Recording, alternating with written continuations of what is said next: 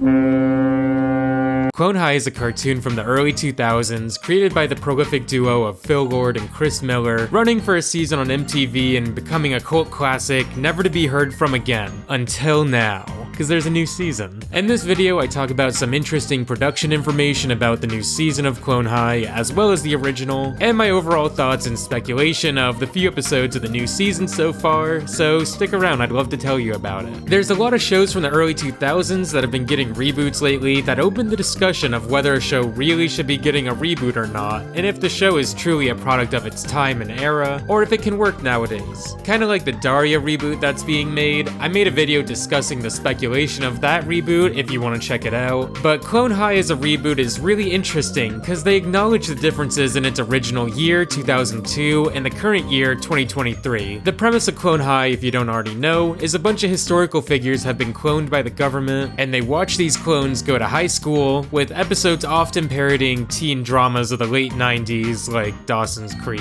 Every episode starts as a very special episode, as if the episode is a PSA about something like peer pressure, but the characters are pretty twisted, so the contrast of the intended moral and the actual result is pretty funny. The main cast of the original show was Abraham Lincoln, Joan of Arc, Cleopatra, John F. Kennedy, and Gandhi.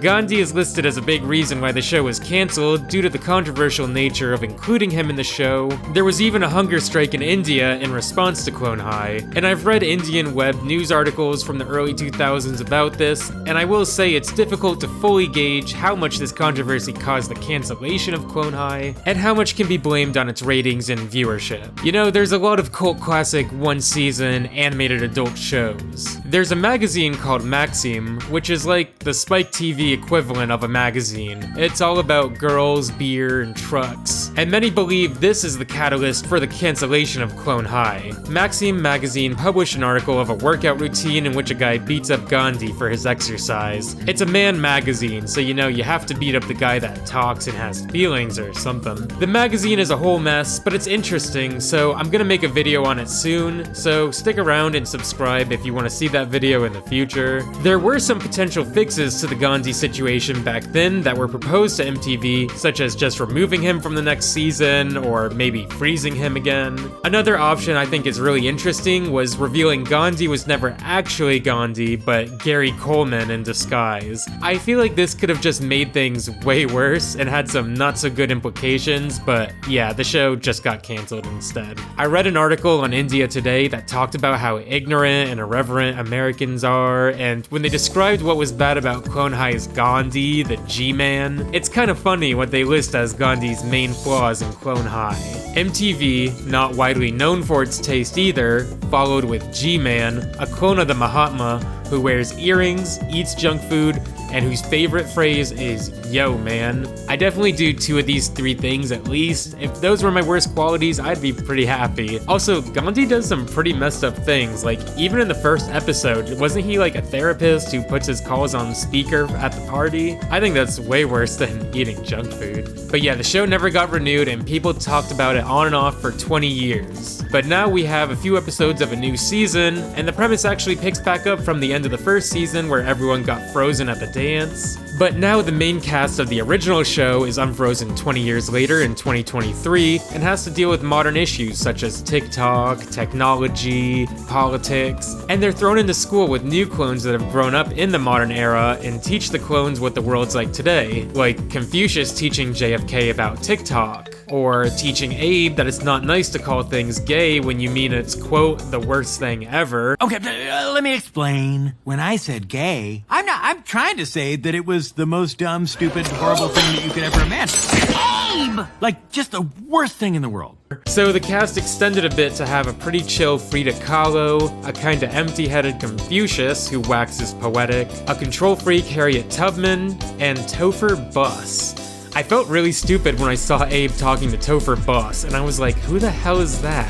This is a famous historical figure. It drove me so crazy I looked it up and realized that's the name Christopher Columbus is using in Clone High to sorta hide his identity due to the canceling of his clone father, Christopher Columbus. I've seen people say his color palette may be kinda muted and not neon like the rest of the new clones to possibly symbolize his connection or association more with the original cast rather than the new Gen Z cast, which is an interesting theory or observation. The new characters' neon palettes were a bit jarring at first, but I think it's kinda cool to indicate who's old and who's new. Ironically, I've also seen people point out how neon is a lot more of a product of the 80s and 90s rather than the modern era, which is pretty funny. I saw a lot of people questioning Harriet Tubman's design as not looking like her, but these are clones, and you know, Joan of Arc didn't have purple hair. I would have never guessed Confucius is Confucius either. I think my least favorite design was Frida Kahlo's at first by a decent margin. Like, yeah, I know she had a unibrow, but they put a whole bird on her forehead here. Honestly though, seeing her reveal in the first episode of the reboot as a really chill, popular gal who's the class president for this new generation as opposed to Cleo for the old gen was pretty cool and funny. And when I got to put personalities to the new student designs, I started to like them quite a bit more.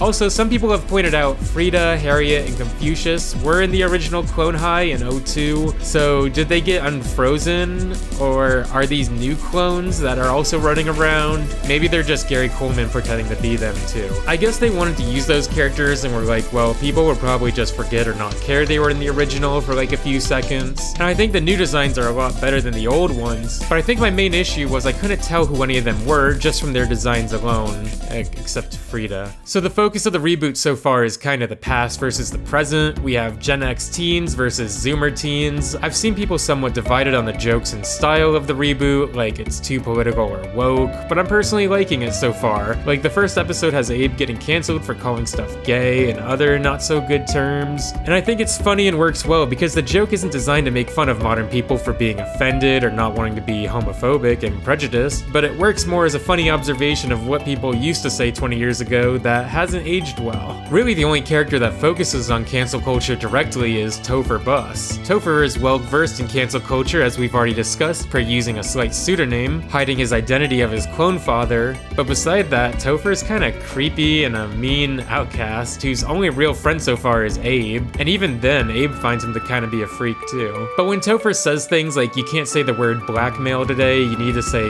white letter, I think it's funny because it shows kinda how someone so detached from society may describe cancel culture from a distance. They don't really have many friends or anything and say probably bad things that get them in trouble and just over-exaggerate what you can and can't say nowadays. Maybe I'm looking into it too much, but yeah, I think the jokes work in a unique way as a result of the premise mashing together two different generations of people in the same age and grade. The world's really different now than the early 2000s, especially with the advancements in technology. Seeing Abe go on TikTok to make an apology video where he says he's not racist and all lives matter is pretty funny, and I have to talk about his TikTok username. Innocent Abe is so genius, cause he's innocent, as he claims, but also he's in the scent, because he's on the penny. Conversely, JFK learning about TikTok and getting into a flame war with Christopher Columbus is kind of funny, especially to see two people of such different social statuses go at it like this. I mean, Topher roasted the hell out of him, but had a minor spelling mistake. It's a little drawn out and doesn't really have funny jokes within the scene to me, but it's a really funny concept.